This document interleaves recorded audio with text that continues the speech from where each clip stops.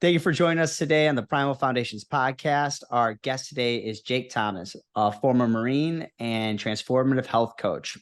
With a remarkable record of a 6-time national physique champion, a seasoned marathon finisher, and dedicated carnivore for nearly 4 years, Jake brings us wealth and experience to this podcast. Jake, welcome to the show.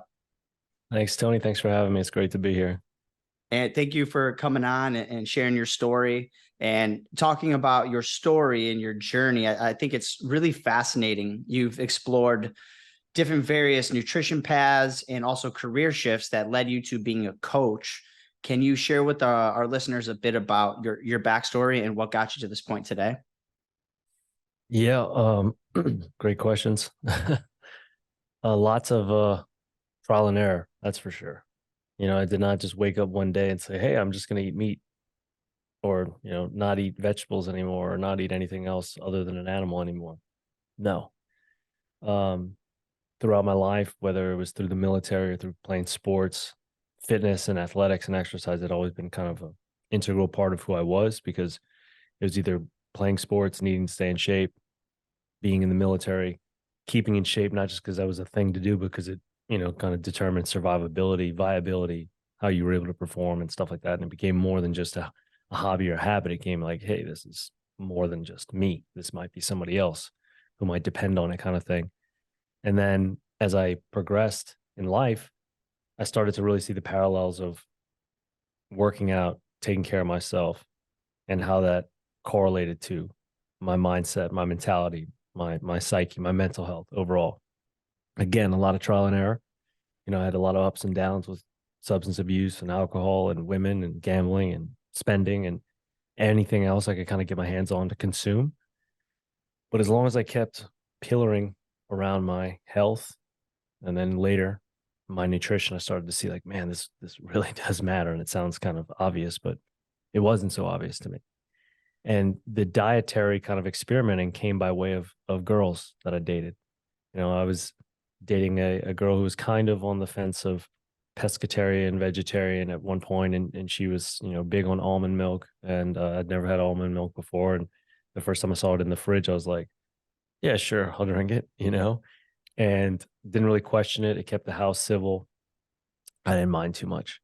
And then I dated a girl that was a vegetarian, full on. Then I dated a girl that was a full on pescatarian. Then I dated another girl who decided to be a vegan while we were dating. So each one of those kind of presented an opportunity for me to try, as opposed to, griping or complaining about the situation or not going along with it.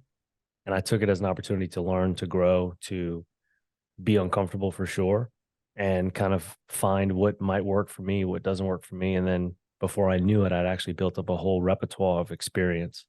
And I realized that once I started coaching people in nutrition, when I was personal training in New York, and being able to empathize with someone that was a vegetarian or someone that was a vegan, someone that had been, standard American diet or a bro dieter, and then competing in bodybuilding with whether it was standard American bro diet, if it fits your macros, vegan, and into carnivore, that I saw all those as opportunities to learn, to grow, and what kind of brought me to where I am now.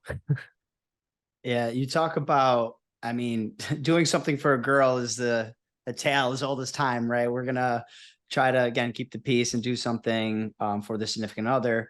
What are some of the physical either ailments or challenges that start to happen as you're on? I think you said you were vegetarian then vegan. Yes, started as a plant-based eater, and that's a much more, I would say, broad scope of allowances, right? And I had to even learn that, because there was things that I was buying thinking they were vegan, but they were actually just plant-based.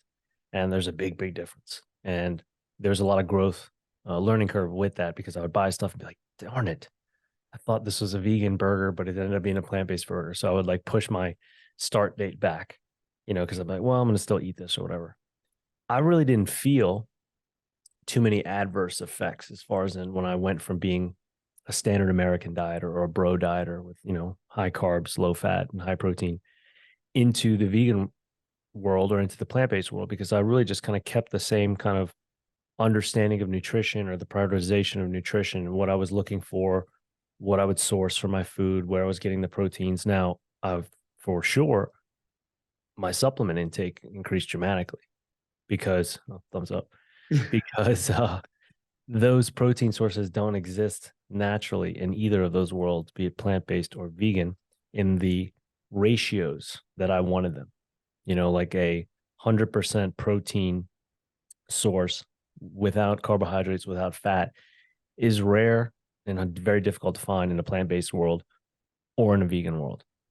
And someone could say, well, you could just eat a lot of spinach. It's like, we're talking dump trucks of spinach, number one, just for the volume.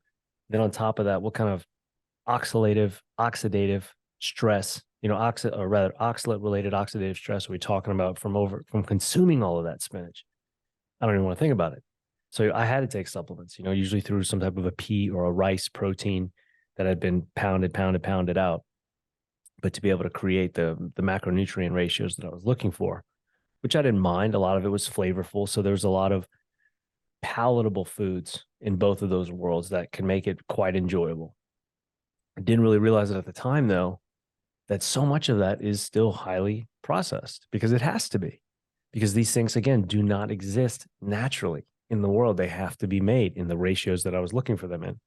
So be it a plant-based dieter or a vegan, I respect both sides of that very much still to this day, especially, or rather, if they are raw plant-based dieters, if they are raw vegans, because it's when people come to me with their better than thou or holier than thou stigma of being either a plant-based dieter or a vegan. If you're not a raw plant-based dieter or a raw vegan, you're consuming a ton of processed food because you have to. Or rather, you don't have to, but rather that's what it's going to be available. All the things that come in wrappers and boxes and packages and plastics and paper and containers, they have to be made chemically within a warehouse. How many steps does that go through before it gets to you, kind of thing? How many other ingredients are in there? How many steps has it taken to be created? Blah, blah, blah, blah, blah. So I started seeing that back then, but it wasn't so forward in my mind as it most definitely is now. Yeah, you look on the back of some of those, the vegan cheeses, Dahlia, whatever it's called, or even the vegan butters, and it's just like a laundry list of ingredients. I mean, I can't even pronounce half of the stuff. It's like, wow, like this is getting kind of crazy. And I always tell clients and people, if you got to read through the ingredients list, it's probably not that good for you. Yeah, I agree. And if you can't pronounce most of them, like you said, you don't know what half of them mean. And if there's more than five and it's cheese, like what are we doing here? So there's a lot, again, that I do respect in both communities, but the depths that people are going to do what they think to be healthy is where I definitely start to disagree and differentiate.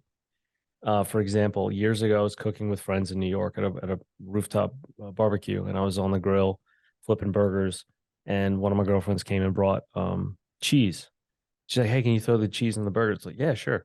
So I put the cheese on top of the burgers, and I came back to check after my internal clock told me burgers should be ready by now, and I opened the grill up, and the cheese wasn't melted, and I was like, "That's weird. These burgers are going to be like charred by now." I was like, "Let me give it a little bit more."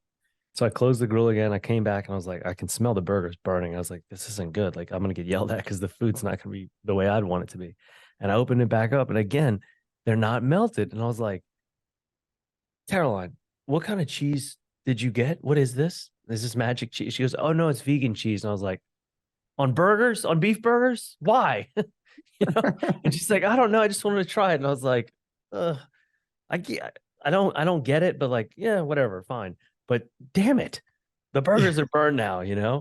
And so that was like a real aha moment for me of like, Jesus, the cheese didn't even melt. What does that mean in my stomach? That's one. A couple years later, I did an experiment because I'd seen a video about it somewhere, or between two types of foods, natural and otherwise made. So I put a piece of real cheese on the sidewalk and near an ant pile, and a piece of vegan cheese right next to it. Came back the next day, the real cheese, or rather, not even the next day, within a few hours, the real cheese was covered with the ants, and they're taking it away. The vegan cheese, they didn't even touch it. Wow. Like did not touch it. Dude, probably like that's not even food. It's not food. Yeah, they know exactly. Like they were like, no, they just like, when you see ants go to something and they break hard 90 degrees. No, they're like, nope, nope. I was like, wow, that's right there. It's pretty obvious. And you mentioned, and I know what you mean by this, the bro diet.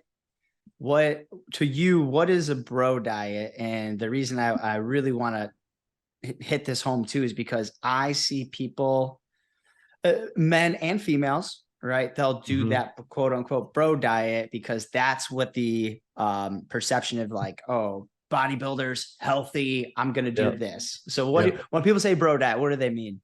Okay. So bro diet to me is chicken breast, white rice, broccoli, 95% lean ground beef or higher, 97, I guess. Egg whites, skim milk, 0% fat free Greek yogurt, oats, rice cakes. What else is in there? Canned tuna, tilapia and or cod and or halibut for the fish. Um, yeah, it's asparagus. That's probably it. It's pretty much something around that. And no, barely any if all fat, just Correct. nothing. Correct. Occasionally, maybe like a smear of nut butter, right, on something. There's probably a nut butter in there. I should have said, and in this case, for the bro diet, I'm going to say peanut butter because that's what most of them are going to use. Yeah, on top of a rice cake or something, and that's going to Exactly. be their dessert. Uh, Exactly. and clients, or even if yourself, if you've been on that, what happens to them in terms of whether they're the physical state, mental state, when they start to bring that fat down so much? Yeah, so I can speak for both. Having done it myself for years. Um, God, yeah, you really drive your adrenal glands in the dirt. You're driving your secretion of hormones in the dirt because your fat content throughout your body is so low. Your cholesterol is down on the charts, which you're like, hey, that's really good. But it's like, but no, you're operating below normal levels of what would be good for cholesterol. Like our brains are, I think, made of 80% cholesterol, something like that. So you're talking about not just brain fuel and clarity of mind, but if your cerebral is like running off of that, like maybe it's important to have some of that in your body too. Um, but just kind of walking around like a zombie, crashing throughout the day, all over the place, sitting in traffic when I was driving in places not New York, but other places, and just being like, and having to catch myself because I'm like, God, I'm just, going through this peak and valley of ups and downs with crashes. I didn't know it at the time, but it was all about, bouncing through glycemic indices and me spiking glucose and crashing hard on it and then trying to use caffeine to offset that. But really, it was all about riding these waves of huge amounts of carbohydrates and then having these massive valleys follow them because of the inadequacy of fat in my diet. Clients, the same thing. Many of my clients that I have now are more so from that school and now into this new kind of education that we're talking about today. And as soon as they get into it, they're like, oh my God, it's like this liberating sense of happiness. And I felt the same thing when I first did this almost 4 years ago. That first 30 days, first 2 weeks really was just like my body was like, thank you, thank you, thank you, thank you. Because I was eating so much fat and it was weird for me to do that. Like the carnivore diet was proposed to me by one of my best friends in the world, a guy I served with in the Marine Corps, one of my business partners, Donnie. I love you. And he was like, hey, man, have you ever heard of this carnivore diet thing? You should check it out. And I had just finished my last competition in natural bodybuilding. It was the World Natural Bodybuilding World Championships, and I did really well. I podiumed and got third overall in physique. So I was pretty heady on my like knowledge and experience. And so when someone like Donnie, who at the time was not in the best shape, not in the best state of mental health, is telling me I should try this, I was like, dude, who the fuck are you? Like, pretty sure I'm the one with the medal around my neck and the trophy saying world champion on it. So I had to ego check a lot of that because he was like, no, dude, like this is your world. Like I'm telling you, check this out, read this, watch this, just see what you think. And I was like, all right, I'll look into it. And I'm thinking like, yeah, right, whatever. But I did. I watched, I listened, I read because that's who I am. Always, I'll always be curious. I'll always be intrigued, and I'll, for the most part, try anything twice. And so I was like, all right, I'll give this a shot. 30 days, cold bore. And that first, like I said, man, like few days, maybe it might have even been a couple of weeks, Tony, like where I was just like, my body was like, thank you, thank you, thank you, thank you, thank you, because of all the fat that was coming into it. And then all these lights start flipping on about like, yeah, I was super ripped eating that way. Yeah, that worked performance wise, eating that way. Yeah, this worked too. Da, da, da. But I was like, all I'm eating right now, at least at that first 30 days, I was literally eating like steak and eggs, feeling great, performing great, doing all this stuff. And I'm thinking back to when I was a vegan or a plant-based dieter or a bro dieter, that laundry list of groceries that I had to put together and fabricate, all of which many of those things didn't exist like 100 years ago, even. Rice cakes? No. Certain types of nut butters and what? No. Like refined oats? No. All these things, yogurts and nope, nope, no, no, no. Yogurt's old, but not the way that we eat it. So all these things that I've been consuming and to create this physique and athletic performance, none of it was really natural. I mean, they were. I'm not saying they were not unnatural as far as in the enhanced terminology, but like steak and eggs, that's about as natural as it gets. It's a slab of beef and a couple of, eggs from the hen. So that was a big red flag to me of like, ooh, something doesn't make sense here. Even though my feelings are saying one thing, my emotional side of knowledge and experience, but then my body was telling me a whole nother thing. And I was like, oh boy, we got a Yeah, battle starting here. it's so interesting that when just hearing you talk about it, because like my grandfather, always, God bless his soul, former Marine as well. He's like, yeah, steak and eggs for breakfast every day. And the guy was pretty good in shape most of his life, played golf until the day he died and never got a cart, walked, all 9 or 18 holes. But when you tell people, I mean, steak and eggs every day, they look at you like, oh, that's dangerous. That's dangerous. That's the narrative you get. And that's where your mind starts to play tricks on you. Oh yeah. And most of the people telling you that too don't look like you do. They don't look like I do. It's like somebody telling you like, hey, you shouldn't eat steak and eggs. I'm like, hey man, maybe you should look in the mirror, because I'm like, I don't know what you're doing, but what I'm doing, I think is working for me better than what you're doing is working for you. And I have that happen at the VA a lot. God bless them. I'm so grateful to the VA for the system, but I go in there and they're like, wow, your labs are incredible. Your blood pressure is incredible. All your vitals, you look great. You're super healthy. One of the healthiest patients we've ever encountered here in the system. The VA is a big patient system. So when I hear that, I'm like, nice. Like, all right, that's good. The methodology is working. But then they're like, so what are you eating? And I tell them, and they're like, whoa, we got to stop that right now. And I'm like, hold on. You literally just told me I might be one of the healthiest patients you've ever seen, slash one of the healthiest patients in the VA system. Maybe we should ask more questions first before telling me to change something. Maybe there's something, and that's not me being vain, but like if it was me and I had that, I'd be like, oh my God, like we got to study this guy. Like everything that I thought I knew about medicine and about like this doesn't add up. Like I got to get this guy back in, because that's literally how I was when the idea of eating this way was proposed to me, right? All the knowledge that I had, all the credentials, the competitions, the trophies, whatever experience. And I was still like, man, this stuff makes a lot of sense. I got to at least read into it more. I got to at least listen a little bit. I got to at least watch a little bit. I didn't say no. I mean, I did say no, fuck you. But like, I kind of jokingly said it. I wasn't completely dismissive and against it. Whereas here, they're like, hey, you got to stop that immediately. We need to put you on this. And we need to do it. And I'm like, yeah. So I'm, kind of keep it quiet Yeah, sometimes. you But got like, you got your best running back in the game. He's scoring 5 touchdowns, and then you pull him. It's like, why? It's working. It's working. I exactly. I had a similar incident where I went to just get my physical checkup, blood work, whatever. And it was like a new doctor. I used to have like a really awesome doctor, and a couple of the questions she would ask me before we even get anything, like, how are you doing? Like, how's Mm, life going? Things like that. How is everything? And then they had left or got transferred or something. So I just had some random doctor, fairly young, new. and get my blood work back. And she starts talking to me about it. She goes, "Oh, your cholesterol's kind of high. I want to put you on statins." Well, at the time, I was training for Ironman Arizona, and Nice. I was in the probably top shape ever that I've been, cardiovascular, muscular. I was, and I was lean. I wasn't super lean, but I was kind of lean. And she's like, "Yeah, your cholesterol is real high. I recommend putting you on statins." I'm like, "Ma'am, I appreciate that, but I'm not going to take statins.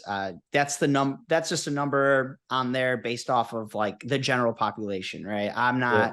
not. They move that field goal back and forth, and it just Yeah. so happenly I'm a little bit ahead." Right. He's like, "Okay." And then she just starts reading off a list of things and questions that you can tell from the computer. And I'm like, "Oh man, I'm just losing faith in the healthcare system," because she's just reading the questions, checking off boxes. "All right, see you later." And that was the end of the conversation. That was it. But I was like, "Why are you prescribing?" I'm 34, 33 years old and in the best shape of my life. And you want me on statins because my cholesterol is higher than what you think it should be. Yeah. Yeah. I mean, like, that's awesome. How was the race for you in the Ironman?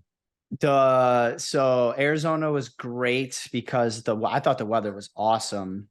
The swim, based in Chicago, so when you swim in Lake Michigan out here, it's cold. Everybody's complaining about the water, but it was cold, but it was fine. I actually enjoyed the swim. Swim was almost like to T as I planned it. Nice. The bike was a different story. Yeah. so in Arizona and Tempe, like it's 3 loops, and it's not like other races where it's you get like you go up the hill, you come down, up and down. It was a gradual incline, and when I read that in the packet, I was like, "Oh, Mm. great! I'm not the best biker. It's my worst event." And we had 23-mile-an-hour headwinds coming at us. So I Oh. looked down at my mind. I'm thinking, I'm like, I gotta be going 15, 16. I'm looking down. I'm like 9, going 9 miles an hour on my bike, full clip, just going. And I'm like, I'm not going to finish. That was the closest I've ever Oh been to God. quitting. I get up to the top of the loop because the half the loop is straight up. And then on the way down, I'm going 32 miles an hour because we got the downhill plus the back, the wind's at my Right. back now, and my Right. bike's shaking. My grips I'm ripping the grips because I'm squeezing so hard. I go, "Shit, I gotta do this 2 more times." I go, "I don't think I'm gonna make it." So I finally make it the second time around, barely get up there. I'm like, I'm either gonna get cut off, the time cut off, or I'm gonna quit. So I said, "Okay, if I make it to the top of this hill one more time, I'm going to be an Ironman." And I get up to the top of the hill. I just unclip and I just sit there. And the person goes, like, they have like somebody at the turn. They go, Mhm. "You okay? You all right?" I go, "Yep, I'm going to be an Ironman." And I just clip back in and I go. And then the run was good. I did okay. I forgot it's just over 4 hours for the marathon portion, but Nice. I spent an extra hour on the bike that I didn't want to. But segueing into that, your diet now and performance. How has Oh yeah. that been a changer for you? Because I know you've done marathons, triathlons. How has Yeah. being on carnivore helped your athletic performance? Oh man, it's awesome. Congratulations, first off, to you. Thank you. That's the way to gut it out, man. Um, like I'm envisioning you unclipping because it's just like you're like, I just need a minute before I take this last downhill, because it's Yep. scary.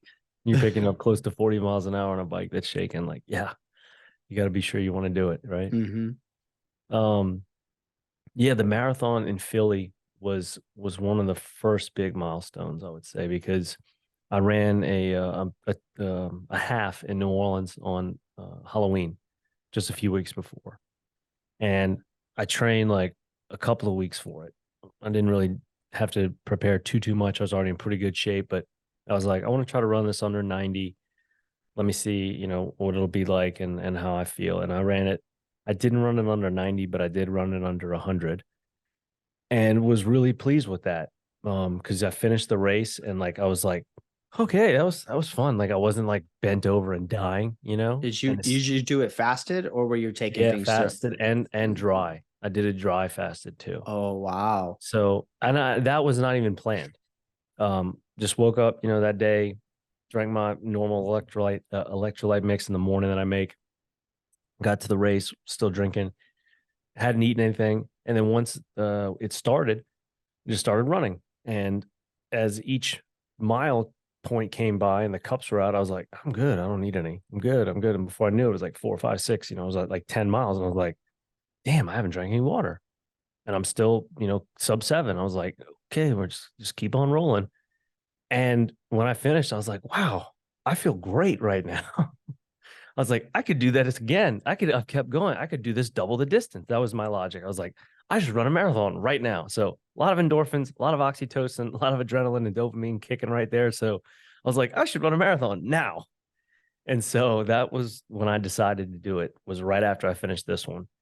And I actually this was in the morning of Halloween, took my mother to the Saints game that afternoon and went out to dinner and met up with my brother and his wife for dinner, second dinner later after that. So like I had a full day. It's not like I was like, I ran this thing in under 100 minutes and I was just shot and wrecked like people can be, right?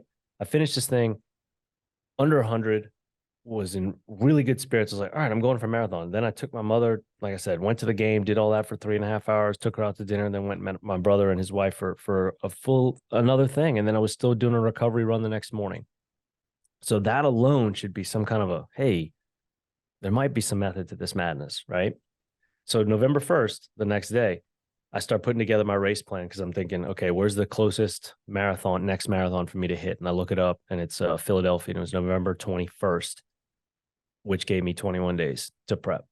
So I'd never run a marathon before. The furthest I'd ever ran was probably like 16 or 17 miles at this time. So I was like, okay, we got 3 weeks to put something together. So I planned it out as best I could. And that was my training, was like, okay, take what we know from the half and just kind of put 3 weeks on top of that and hope for the best. Because after mile 16, 17, it's all going to be uncharted territory for me, which in my mind, I'm like, all right, just mile at a time, break it down, compartmentalize however we need to, half mile, quarter mile, 100 meters, whatever you need to do, just get through it. So I kept my nutrition the same. I did all the workouts fasted still. And not because I'm like, hey, I'm going to do it faster, but just that's how I felt. I felt good doing that. It felt normal to me. I didn't like having food in my stomach, like my immediate stomach. I knew eating the night before, I would still have plenty of food to be nourishing and satiating my body throughout the next day. It's not like I need it right then. And that's something that I've learned over these years through fasting, through eating this carnivore diet, also about not needing that satiety within the belly to feel comfortable, to feel confident, to feel able, right? Thinking like, okay, I need to smash a bag of Skittles before the run, or I need to eat a bunch of honey, or I need to eat those rice cakes, or I need a piece of fruit. No. Yeah, the number one reason why people drop out of endurance races is because of GI issues. I believe It's not because they can't physically, like, they've trained, they've done all these things, but then they overconsume the gels, the shock blocks and all those things, and they're downing so many calories because that's what they think they need. And then their stomach starts to just really turn on them, and then they drop out of the race. I did not know that, but I totally believe it. It makes sense. Yeah, no issues on the half marathon, needing to pee or otherwise. And when it came to the marathon, I was like, all right, get down to Philly. Night before, I'll hit up a Brazilian steakhouse, fuel up. And I cut off my food around, like, I think it was 18:30 local time. Race was probably 12 hours later exactly. And in my mind, I was like, all right, let's try and do this dry too. Let's see how it goes. I was like, it'll probably start to get pretty hard given the extended distance, but I was like, why not? Let's try it. So 3:15 was the goal time, but I was like, just make it under 3:30. And everybody's like, dude, it's pretty bold. It's your first one. Like, you've never, just try to finish. And I'm like, okay, well, I'm not here to just finish. I'm here to like set a number and keep to it.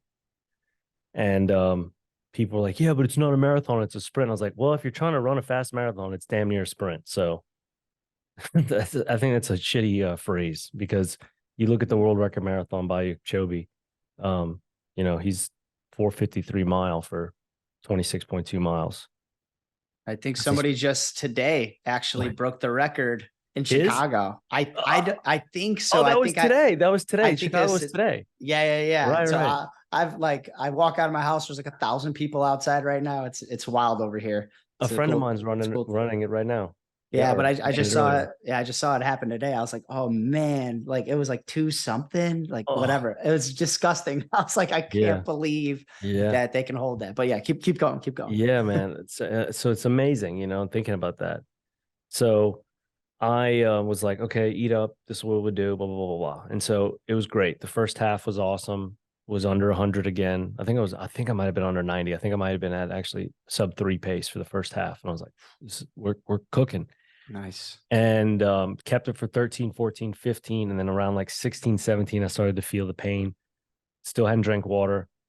And it was starting to get challenging for sure. I started to slow down. And then there was like either 18 or 19 where I was just like I really slowed down. I say really slowed down. I slowed down probably like 8-minute miles, but it's enough to where I was like, damn, I'm not going to get there, So I had to like gut through those last 6 or 8, whatever, knowing like I could be probably doing better if I drank water, but I was like, I'm already this far. Like, fuck it. Let's just see what happens. Like it'll be cool to say. It'll be cool to see. And so I did. And so I stayed that way. I essentially suffered in the time, but like got through it just for the sake of doing so. And I think the final time was like 3:25 or something like that. So I was like really Which pleased is considering. good. That's a good Yeah, marathon thanks. time. Yeah, Thanks, man. congrats, I was man. I was I was stoked. And it's still the only one I've ever ran. And that immediately made me go, well, if I actually put together a training plan of 12 to 16 or 20 weeks while I'm drinking water on the course, like what could I do then? Like sub 3 shouldn't be that crazy for me to hit if I'd be able to do what doing it that way. Anyway, could that have worked if I was eating another way? I don't know. Could I have prepared if I was eating another way? I don't know. But I know what I was doing that yielded the result that I got, and to not feel so wrecked again after the race. I was like, man, I feel good. Like took a hot bath and, we got on the train, went back to New York. I was back on the road the next day to recover. So that was a big one. That was a big one to me of like, I don't know, there might be something to this. There really might be something to this. Fast forward just a few weeks ago, I'm here in Kerrville in Texas in the hill country. And I see a sign downtown. We have, just Main Street, Water Street, Broadway, a couple of streets. And road will be closed this weekend for Kerrville Triathlon. I was like, oh, cool. There's a triathlon here. Damn, I should check it out.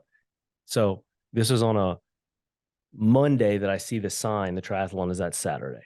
And I'm like, let me see where, I bet it's around where I swim anyway. I bet it's where I run anyway. I bet it's where I bike. Sure enough, the swim is literally out my window, which I'm pointing to now, the river that I was swimming in this morning and that I swim in all the time. The bike is right outside my condo window also. And the run is right where I usually train and run anyway. So I was like, man, I should just do this for kicks. Like, why not? Like, just get in a Saturday training session. I don't have to do the full half. I can just do the sprint. I've never actually run a triathlon, a USA try, like actually affiliated and whatnot. Try. I never actually run one. I'd ran them on my own casually. Like I'd done swim bike runs, just for fun, like at home and messing around during the day, but I never actually competed in one. I was like, let me try it. Now I don't have bike shoes.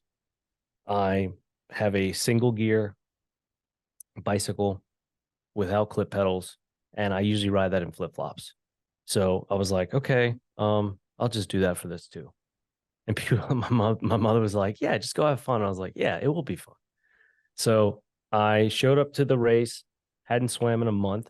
For sure. The triathlon was on the 23rd of September. Last time I swam was August 19th in New York for the SEAL swim, the NYC SEAL swim. It's like a 3-mile swim in the Hudson. Also did that fasted and dry fasted.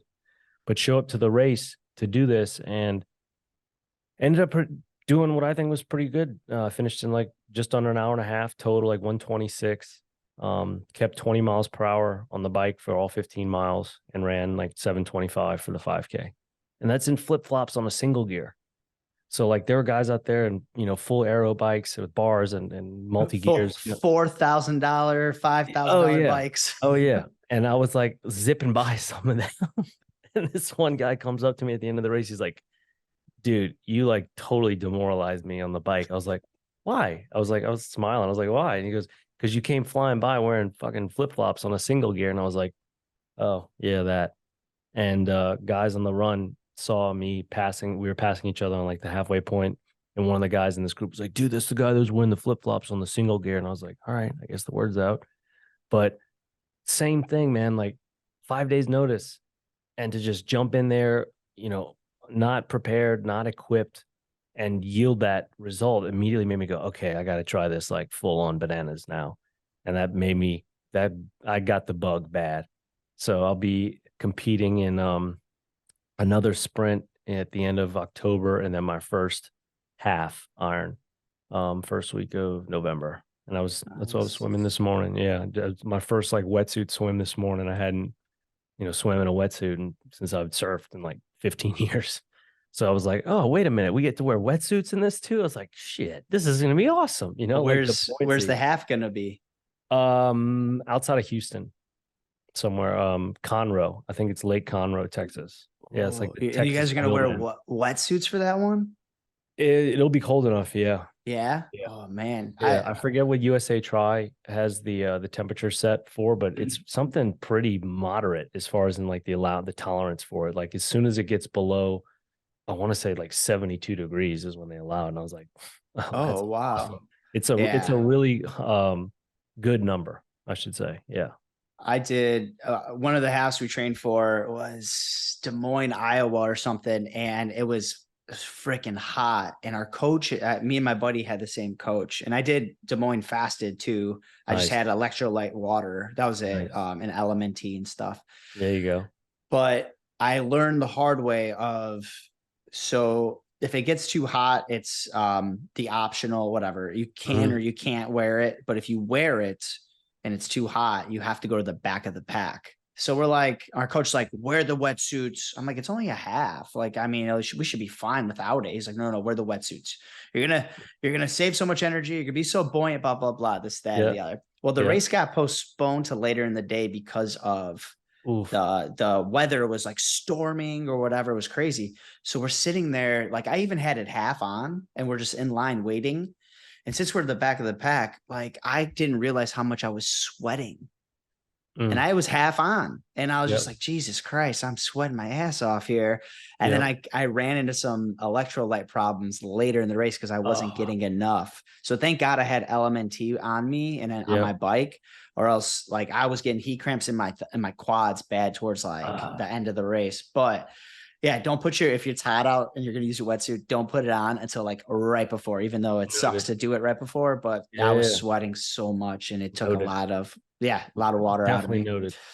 noted. Strength training. I mean, you're freaking huge, man. You're shredded. And so your strength training, I'm assuming obviously it's has been different from when you were competing Mm. in physique and bodybuilding, things like that. So how is your training now and how has the diet helped that?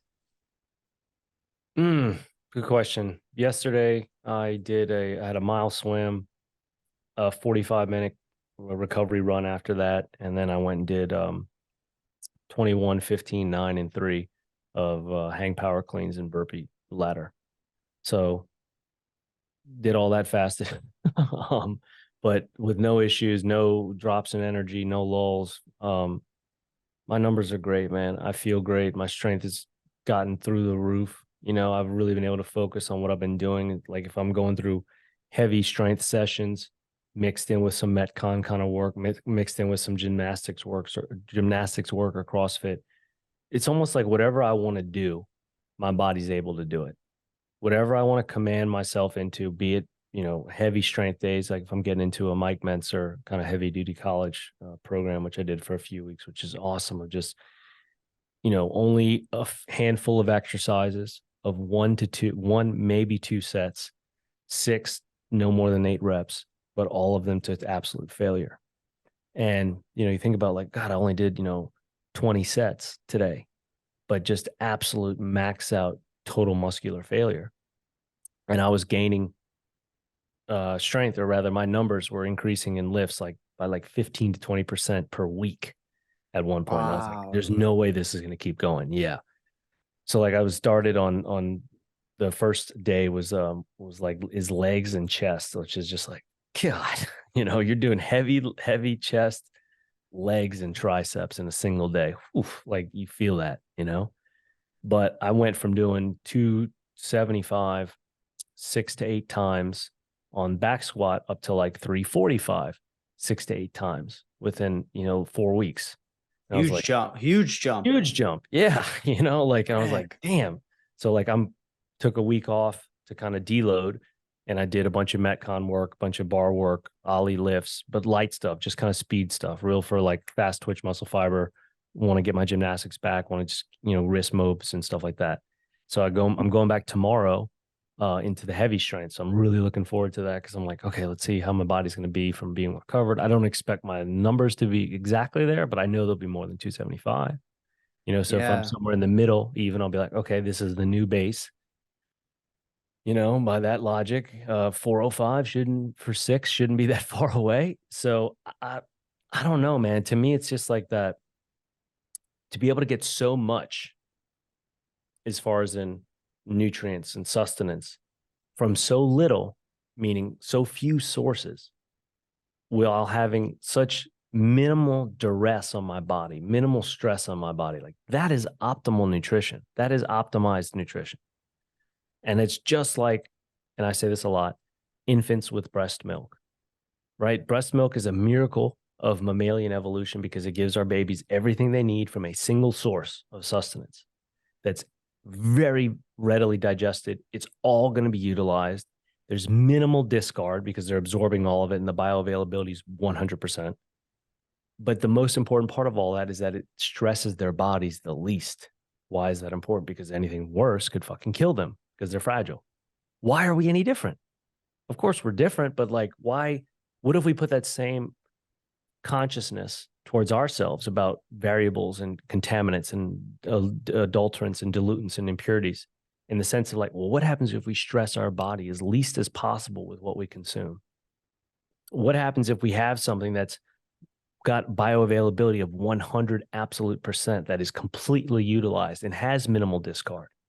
And that's definitely going to be from red meat, 100%. Nothing else is pound for pound, gram for gram, meeting that macro or micronutrient profile.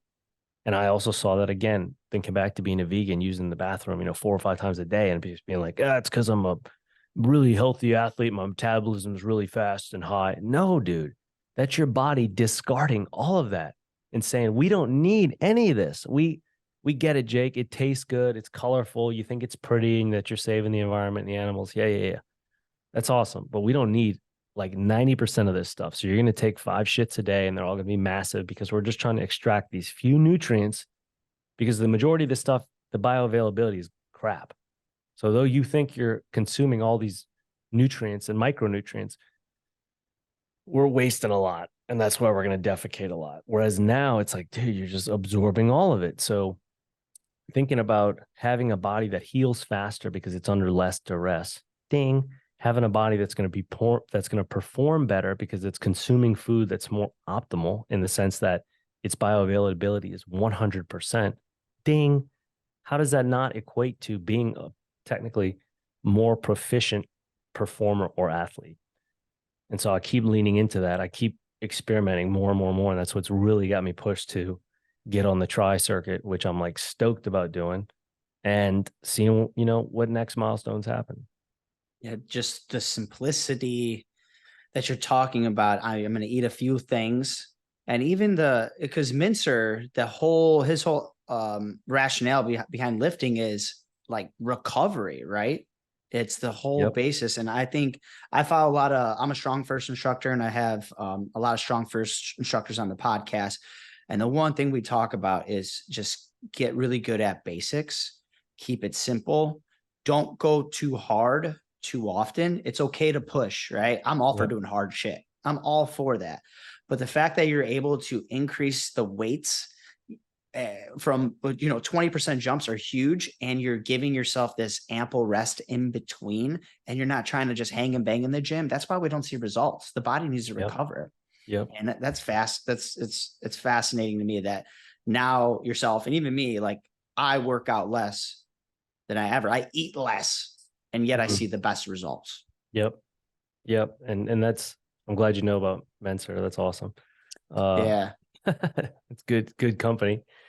But yeah, man, like, for years it was like, okay, do more, eat more action, more consumption, that should yield more results. And in many cases that's true still, but what's the cost of that? What's the cost on your time, which you can't get back? What's the cost on your just other types of health within your body, your own mental health, like are you driving yourself mad, overtraining? Even though I still say there's no such thing as overtraining, there's only under recovery. But what is it costing? As opposed to now, I have Monday, Wednesday when I get into Mike's thing. Monday, Wednesday, Friday, and Sunday are my days. Monday and Friday are the same day. Wednesday and Sunday are the same day. So I have 4 days between each one. You know how hungry you get for that? Like knowing it's off. You don't like tomorrow. I have chest, legs, and tries. It's like you just have tomorrow and then you don't see it again until Friday. Right. And like, yeah, you're gonna get a back and ham session in there between those, but like knowing that this big push session are so spread out. And then the same thing with the other things between Wednesday and Sunday. You've got so much time to recover, so much time to mentally prepare again, so much time to build up the angst, anticipation, and excitement, as opposed to being like, oh, I gotta go back in there tomorrow and that's high volume, this and that. Like, oh, and I gotta, make my rice cakes and like all the Tupperware and like, yeah, that's exhausting. Yes, that's exhausting. And it's not ideal, like, yes, Ronnie Coleman did it as a Houston police officer. And there's a lot of admiration in the way that he did it because of what he did on stage too. And the amount of years that he did, um, what he did on stage. But gosh, that costs a lot. It costs a lot of time. It costs a lot of you. And so this way to me, I just see as healthier. I see it healthier in the sense that you're respecting yourself more, your body, your time, you're appreciating yourself more, your body, your time. And it's more of like, okay, let me get in there, do what I got to do, hone the craft, but be very mindful about it. As opposed to, I used to be mindless a lot of times when I would lift because I get lost in there. Like you said, you get just lost in those sessions where you're in there for, 90 minutes, 2 hours. I'm like, dude, like, no. Every second I'm in there now it's got purpose, intention, and proficiency and efficiency, I should say, because I'm just so concentrated. I'm so focused. I'm so present, right? I'm not in there to talk around and hey, what's going on? But like, no, dude, like this is my like active meditation. And so I don't know, if I'd be able to have found that in the same sense that the clarity of mind that I have from eating the way that I am, from all the removal of impurities, that's the real hack that comes with this diet. Like, don't get me wrong, the athletic performance is great and all the physical benefits are awesome, but it's the mental health benefits that come with this that are the ones that are the real gems. Like our bodies self-regulate. They were born to self-regulate. Like everything about you, Tony, is a living miracle. It's perfect. Like your skin is waterproof. Who thought of that? The way your eyes see, the way you can hear, like every little thing about us is fucking amazing. But since we were born, since we got off the breast, we've been basically destroying this perfect machine, even though we think we're treating it well. And many of us are doing okay, but like most of the foods we eat now are not meant for us to be eating. 90% of today's foods sold in grocery stores did not exist 100 years ago. 90% of the diseases and ailments and illness today did not exist 100 years ago. That's a direct positive correlation.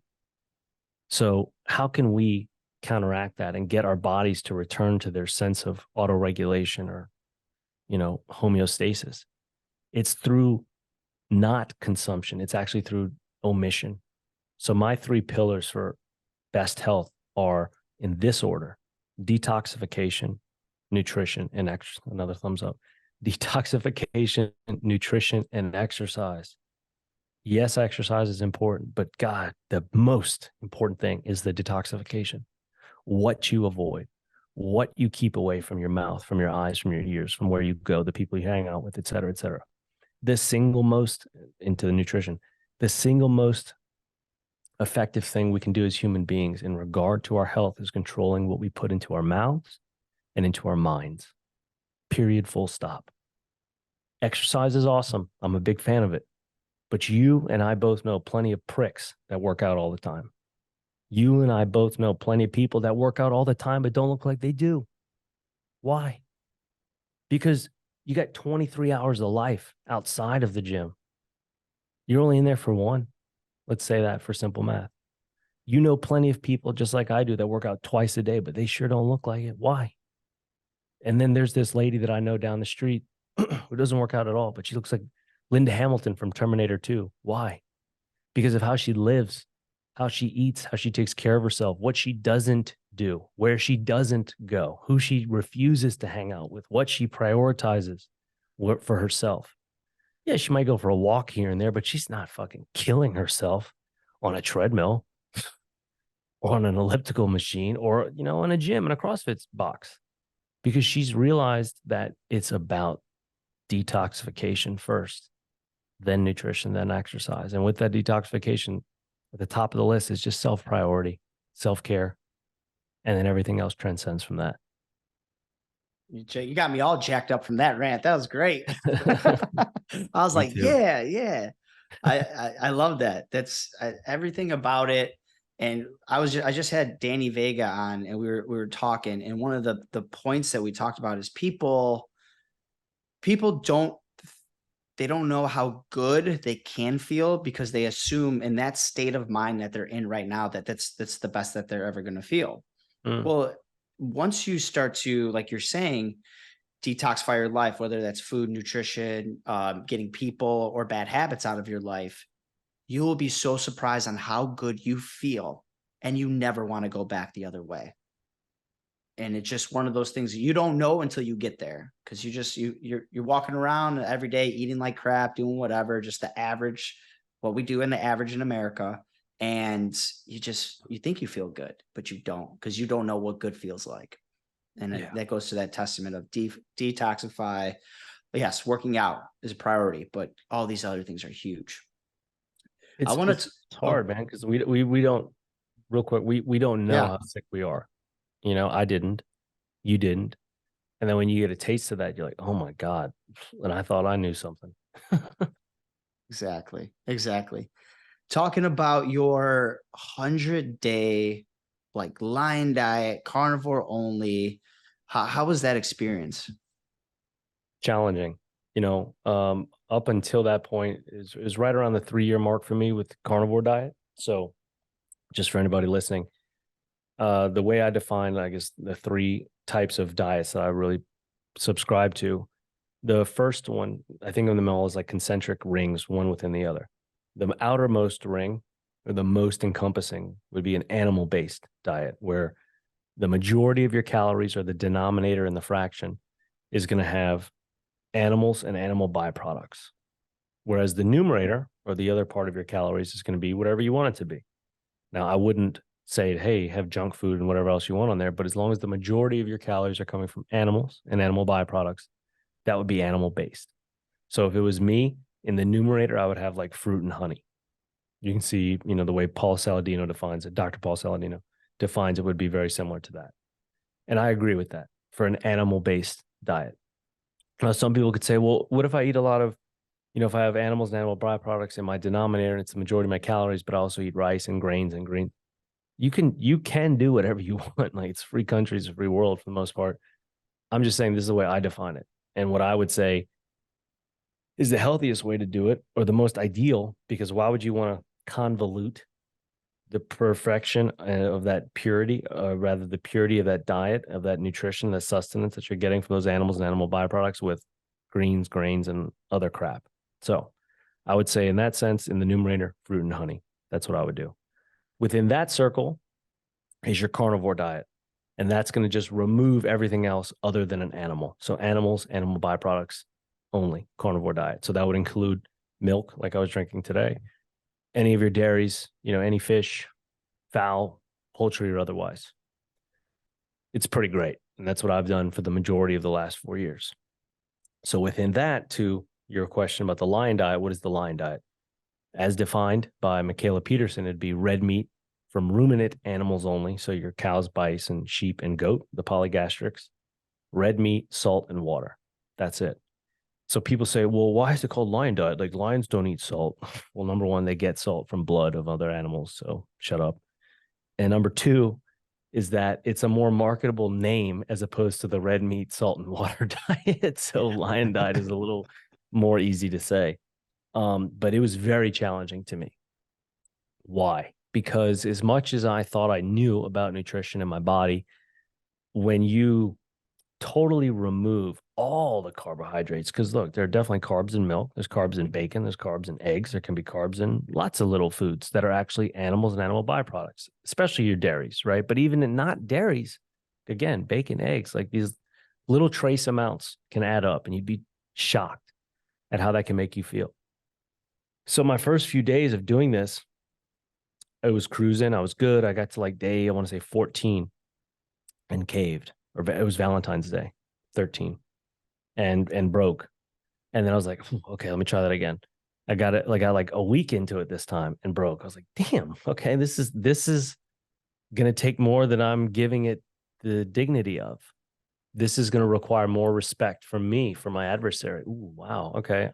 I'm like, I gotta sink in for this one. And I didn't think I was gonna have to, because I was like, I got 3 years of carnivore. This shouldn't be that bad. Well, that just went to show how much, even though it's raw and beautiful organic milk, how much I'd been consuming. The carbs that I was getting from bacon, the carbs that I was getting from pork rinds, the carbs that I was getting from just trace little things, yogurts or otherwise, that were all natural, that were raw, that were organic, that were totally on the carnivore list. But when you totally remove all of them, it was violent to me. And I really had to white knuckle it for that first few weeks. But then once I got over the hump, it was like, okay, we're cruising now, and I'm just eating diesel. And it became just like very utilitarian in the sense that it's food, it's fuel. I love it. It tastes great. But once you break past that few weeks, it's like 20 days, 1,000 days, it doesn't matter. And that's, that's how I got into cruise control and just started loving it. And I still do that now on my own a lot, where I'll just by default eat only red meat for some time, considerable amount of time. Not today, because I've had milk and I've had eggs. But it was tough for me to go through, but looking back on it now, it's been a great reference for me to be able to say, man, I could do that anytime, and it feels pretty fucking good. A testament is you showed your blood work. Oh yeah. Yeah, you did your little post on blood work, and I was because I was following you at the time, and I was just like, holy crap. Like, if you tell people I ate only red meat, salt, and water for X amount of days, they're gonna be like, oh my God, this guy's gonna die. But your blood work, you had what, 800 testosterone, you had your cholesterol was good, HDL, LDL, it was fine. So you have actual data to show people, which is great. That's saying, hey, like I did this, and look, I'm completely healthy. I have great numbers. Yep. Good. I'm glad you brought that up. I literally went there on day 100. So I finished and went there, properly fasted. And when the results came back, I was like, yeah, there it is, black and white. Now, people online have been like, well, what were your numbers before to compare? And I was like, in my mind, I'm like, it doesn't matter what they were before. Like, they're going to be better. They're not going to be better than that. Like, or if they're better than that, like, fine. Because you'd be comparing apples to apples, meaning like they didn't get worse, dumbass. Like, you know what I mean? Like, those are incredible lipid panels. That's an incredible lipid panel. So if it was better than that before, it would be marginal. It would be very difficult to be significantly better than that, as opposed to like, if it was way worse, well then, moot point. Anyway, I just saw it as a moot point, meaning like, just look at what the data says, right? Like the triglycerides under 40, the total cholesterol pushing 300 or whatever, the LDL HDL double ratio, the overall cholesterol ratio, the C-reactive protein below 1%. Right. So there's zero inflammatory markers going on. The hemoglobin A1C, I don't remember the numbers of them, but my 5.2. 5.2. I think it's either 6 or 5.6 is the what you want to be less than. Um, was the one I really wanted to say? Not C-reactive protein, but obviously you mentioned the testosterone, but Yeah. it'll come. B12, your B12 is 729. B12 was one of them. It was I'm drawing a blank right now. It'll come back to me, but either way, my fasted glucose, I think was below 80. So I remember the nurse laughing at me. She's like, "Geez, that's pretty low," and I was like, "Yeah," like laughing about it. But it's right there, and it is not about exercise. Again, was I training? Yes. Was I training crazily hard? No, because I wanted to keep a consistent control group for the experiment.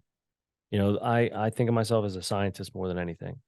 And I'm not here trying to prove law or say that my things are dogmatic, but rather, and as a traditional and true scientist, the job is to constantly test your hypotheses to try and disprove them.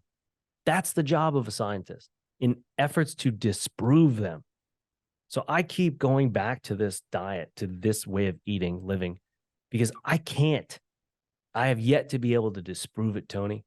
Whether it's the marathon, whether it's the triathlon, whether it's the line diet or data, whether it's the how I feel, whether it's the remittance of depression, anxiety, no more needs for booze or women, like I can't disprove it. I can tell you though, when I sidestep, and that's usually by way of, let's say pizza or cookies, cereal, donuts, something sweet, something palatable, something processed, something refined. Like, man, I don't want to get out of bed. Just the next day, like no drugs. Thank God I've been sober and clean for a while now. But like, we're not even talking about hard drugs. But these things affect me now the same way hard drugs used to, in the sense that if I ate like a big stack of cookies right now and like tomorrow morning I'm like, oh man, I don't feel good, I want to stay asleep, I don't want to come out of my slumber because I don't want to face the light. Whoa, I used to feel that way from like waking up from a blow bender, and now I feel that way from cookies. Like, oh, it just must be the sugar. Hey, dumbass, that's poison doing that to you. You don't feel that way when you eat the way you do normally, do you? Well, no. Well, then, hey, fucking idiot, like that's poison. You're not allergic to certain things. You're allergic to poison. Hey, when you eat these cereals and this other stuff, it's not that you're allergic to grains. You're allergic to poison. That's poison, Jake.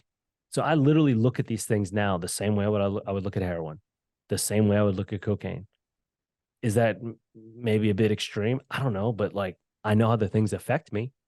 And I wouldn't be able to understand that if I didn't go through it. So still, like I say, I'm testing that hypothesis constantly still. Will I have some of that still in the future at some point? Probably.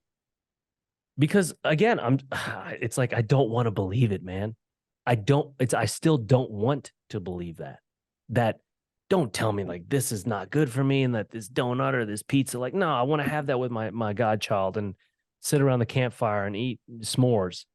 Okay, fine. You're gonna wake up feeling like shit though. That's the reality of it. And that's why I love keeping myself in the lab, as I call it. But at the same time, that's the struggle. And that's the hardest part about all of this. And what I preach to my clients, to my followers, to anyone is that the most difficult part of the journey is actually not the work itself. It's just believing the results that you feel, because the feeling is the understanding. You can hear what you want, see what you want to believe, but once you feel it, you can't turn it off. You can't recover that wizard. You've seen it, you felt it. And then you start to argue with your feelings and your heart. And one of the most difficult things we deal with as human beings is trying to convince our minds of something that our hearts knows to be a lie. That's great. The feeling is the understanding. Yeah. Once you get to that point, and like you're saying, you want to enjoy these indulgences of life, right? You want to be able to have ice cream with your goddaughter or whatever it may be, or Yep. s'mores, Yep. but just, like, hey, that this is my body's not gonna like this. And everybody makes, you got to make your decisions. You got to live life. But just going to that place of myself, if I have an indulgence, I think my body's the best. It's when it reacts bad, that just puts me back on track, to be honest. So I'm Mm, actually grateful that it makes me feel like crap. I'll mm, go have ice cream or whatever with some friends, like, hey, I haven't had this in a while. You have it once. And like you said, you're like, ah, man, I don't want to get out of bed. I feel like shit. Oh my God. And then I'm like, I'm not ice doing that cream. again. Yeah, yeah, from ice cream. One, two scoops, three scoops, whatever. Like not even that much. Yep. But yeah, I feel like anxiety is coming into me. I don't feel good. Like I'm sluggish, like you were saying. And now that's a good indicator. Okay. Then I might go 7, 8 months before I do something like that again. And then again, I'm Yeah. like, oh shoot, I Yep. did that again. I'm not doing that for a while. So Yep. the body's the most intuitive. And I want to talk to you about, just to kind of close this out, is Life Like Jake. Tell us about your brand. I see you got the Life Like Jake shirt on. So your brand, and you're working with people, putting content out there. Yeah, give us a little bit more, just kind of background about it. Sure. I first off, the name is it rhymes. You know, like people are like, how'd you come up with that name? I was like, it's three common words in the public domain. They're easily SEOable and they can go along well in a search. And my name's Jake and it kind of rhymes. So there you go. And they're like, well, that's not really original. I was like, well, that's it. But really it's life like you, right? So like I say life like Jake because here's what I did to help myself. And you can do the same thing. So whether that's, you know, prioritizing detox, making sure your nutrition's well, exercising, giving yourself, you know, this physical and spiritual nutrition all the time, reading, writing, exercising, meditating, stretching, having good thoughts, doing good deeds, you know, trying to, I don't want to call it live amongst life, but like, you know, be stoic, be a person for others, be selfless, have good virtues, have good character, have good moral compass, heed good things, have good family values, stuff that I feel to be integral parts of the inherent goodness of humanity. Integral parts of the inherent goodness of humanity, because I believe in that. And I think that's something that's been lost in time for many of us. And I know it was for me. You know, I was in not a good place for a long time and was trying to escape constantly with consuming whatever I could and powder and drink and people and places and anything because I didn't want to be who I was where I was in life. And so I was trying to alter that reality as often as I could. But life like Jake is me saying, this is what I went through. This is what I've done to come out of it. If you can relate to that in any way, here's a toolkit to do it. It might not be perfect. You might not like it, but it fucking works. I promise. And so that's what I try to offer to people. And I do that through the coaching that I offer, you know, and it's intense. I tell people that it'll be the hardest thing they've ever gone through in their lives, and people kind of laugh. And that's not a real scalable phrase you want to say to potential customers, right? Like, hey, this will be the hardest thing you've ever gone through. Well, there goes 90% of the group right there. Okay. I'm not here for super scale. I never was. When I first started doing this in New York, I used to have people come through a 30-day kind of tryout. Man, I'd love to work out with you sometime. I'd love to train with you. No, you wouldn't. You don't want to do it what I've been doing. You don't want to do what I do. You think you do, but really you just kind of want to touch the lightning for a second and let it go. No, no, man. Okay, fine. Meet me at the gym tomorrow at 3:45. What? I can't do that. See you later. Right then. I can't. Gone. Dead to me. All right, fine. Meet me whatever. No, I don't want to do that. Now we're getting somewhere. That's what I wanted you to say, because that's what the truth is. I don't want to do it. I know. God, do I know it. And so anyone that comes to me now, when people reach out to me and I respond directly to everybody that reaches out to me, usually through video, I always tell them I have two standing orders with everyone. Number one, don't ever tell me you can't do something. Just say you won't do it. Okay, I respect you. Tell me you don't want to do it. Oh, I'll respect you more because that's honest. That's the first step. That's the first step is accountability and personal ownership. Because without it, like the whole thing is flawed. I'm not here to try to help you with your exterior. I'm trying to help you reach inside yourself and squeeze your fucking backbone and know that you've got more in you than you ever imagined. And we all do. Just not all of us have ever had our backbone squeezed. And then the second thing is, I can't help people until they commit, but I tell them that once they do, I promise I'll never let you fail. So, how do you not scare someone off, but at the same time, tell them that you're going to be there to catch them if they fall? Is delicate. So, again, I'm not here to try to say, hey, everyone and anyone, come on with it. I could say that, but I'm looking for the few, not the proud. But I'm looking for the few because that's what they are. They're lowly warriors out there on these paths of solitude because the masses are just not geared for it. I believe they have it in them, but too often, too many refuse to want it. It's easy to want to change. It's easy to want to win, to be victorious, to improve, to do all these things, but many people don't have the want to do what it takes to do it. And so I'm finding these ones and twos here and there and building this army of significance, I guess you could call it, where the quality of experience for the recipient is forever. They're not here for a 30-day pump and pleasure program. We're like, yeah, that was good. And I'm going to just go show it off to my friends and fuck it off, 5 days later. The people that come to me change forever. And I think that's a real staple to the method. So it says life like Jake on the shirt, but yeah, it's really life like you. That's great. And I think because you live it, right? You live it, you've done it, you've climbed yourself out of things, and you've experimented and you've done all the hard work, and you're willing to give everything for a person. Like, you're really willing to be there for them, but you need them to show up too. So it's a two-way street right there. And you're going to be there. They better show up. I love the whole concept. Where can people find you if they do want to work with you, Jake? Easiest place is Instagram at Life Like Jake. The website's also Life Like Jake. You can apply for coaching there. YouTube, TikTok, everything else, all the handles are all Life Like Jake, but I'm most active on Instagram for sure. Great. We'll be putting that in the show notes. And Jake, thank you for taking the time and being on the podcast. I really appreciate it. My pleasure, Tony. Thanks. Keep racing, man. Keep training. I'm retired. I'm retired, Jake. I'm retired. Well, then I might have to be calling on you for some pointers and tips and coaching of my own then, because Oh, for sure. For I got sure. plenty of daunting things up ahead. That's for sure. Yeah.